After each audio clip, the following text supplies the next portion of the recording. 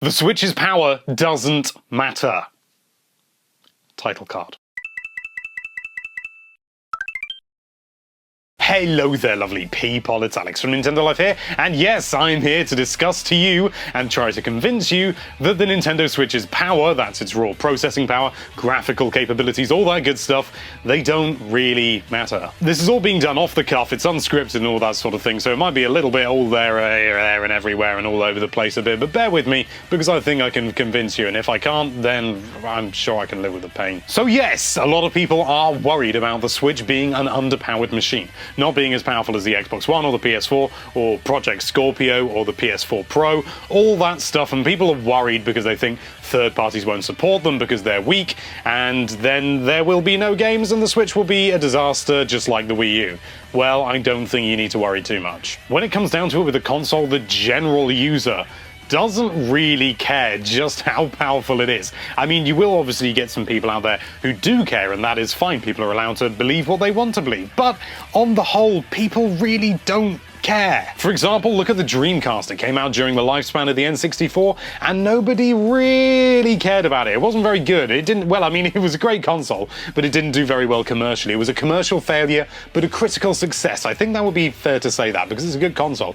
I recently got one. I've been playing it to death. Love it. But whether or not people actually care about the spec is neither here nor there, because the big thing that I know a lot of people have been worried about is the third-party support. If it's not as powerful as the PS4 or the Xbox One, then people aren't, game developers aren't going to bother porting the third-party games over to the Switch because it's too much work. And I think that's not really going to be a problem. I mean, if the system is there and the people own the system and there's a big install base, companies are going to take the effort to port over to it because it's a huge chunk of the audience that they're missing out on otherwise. I mean, you look at the Wii. I mean, the Wii had, and I think a lot of people forget this, the Wii had Call of Duty 4 Modern Warfare, and it had Call of Duty Black Ops.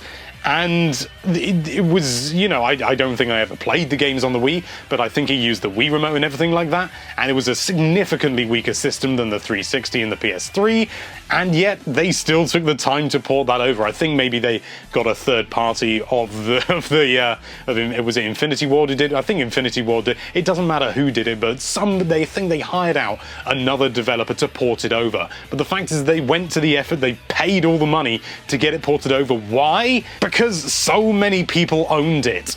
And I think, didn't they, I mean, they even talked about at one point trying to get Halo on the DS just because so many people had a DS and it was just a way of making more money. And, it must have been an absolute pig to try and get a 360 game running on a Wii, but they did it anyway because that was, there were so many users out there who could potentially buy the game and make them lots of moolah, and that's what the developers are looking for, and especially the publishers. They're all out to try and make money, and if they can do that just by, putting X amount of money in and they think they'll get Y amount of money back, they'll do it. They will. And, if it's a bit of a, tricky thing to port over, they'll just pay someone to do it. They don't mind if it gets done. They can still make money out of it. And with the Wii, that had so many users, it's not surprising they paid someone to do it. I think they did anyway. The point is that if people buy the Switch because they like the Switch and they think that it will have this third-party support, and even the Wii U had third-party support to begin with things like Mass Effect 3 and stuff like that, so it is, the option is there. People may buy into it and third parties will support it to begin with. They take a bit of a gamble, maybe not EA, but that's EA,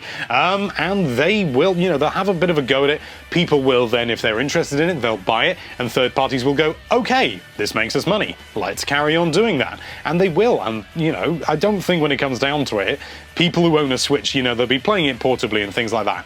They're not going to be worried about, the fact that their main character's hat has, only 80% of the polygons that you can find on the Xbox One version or something like that. People just don't care. If the game functions exactly the same, within reason. I mean, obviously there will be certain features that won't be able to run for one reason or another, and you can look at various ports like Watch Dogs. It had very few NPCs and stuff like that.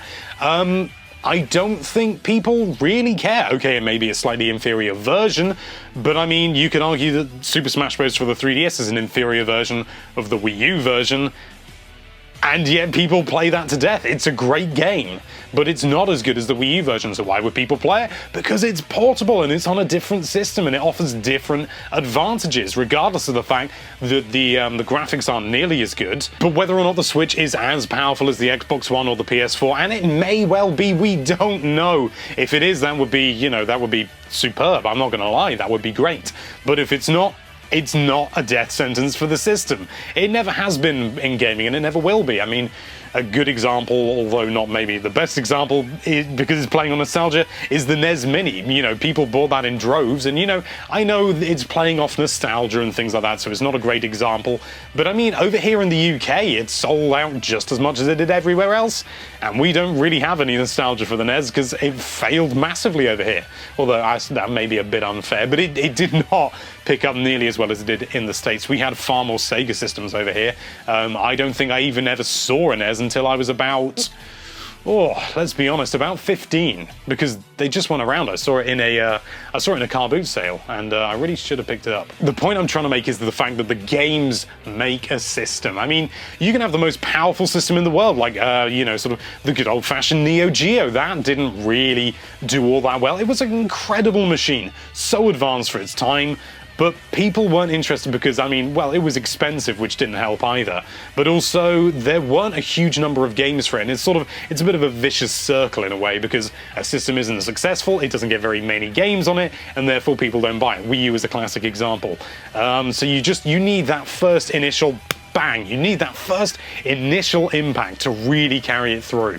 And a system can still recover if it doesn't have that, but it is so much harder. And I think Nintendo will be very aware of this, because they are Nintendo. They're an enormous gaming company. What do you expect? Nevertheless, spec, good or bad, we'll find out all about it on Friday, I'm sure, even if we just get a vague idea from seeing some actual gameplay or something like that. And I'm going to actually be using the Switch as well, so I'll be able to have a bit of a fiddle and let you know how all that goes. But when it comes down to it, the point I'm trying to make is that spec isn't everything. What is more important is games and support from third parties. And, you know, spec does help when it comes to porting and things like that.